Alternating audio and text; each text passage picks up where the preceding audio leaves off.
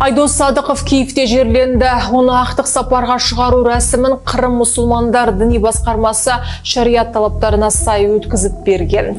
Көпшілікке ютубтағы Бәсе арнасының авторы ретінде танымал журналист әрі оппозициялық белсенді саналған азамат 18 маусымда Киевтегі үйінің қасында атылған.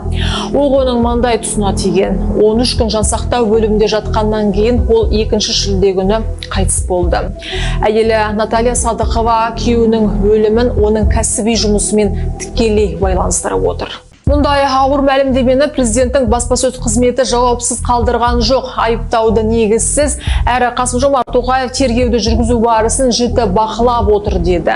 Күдікті деп Қазақстанның 2 азаматы Алтай Жаханбаев пен Мейрам Қараттаевты атаған. Күдікті деп Қазақстанның күш құрылымында кезінде жұмыс істеген. Біреуі снайпер, екіншісі сыртқы барлау қызметкері.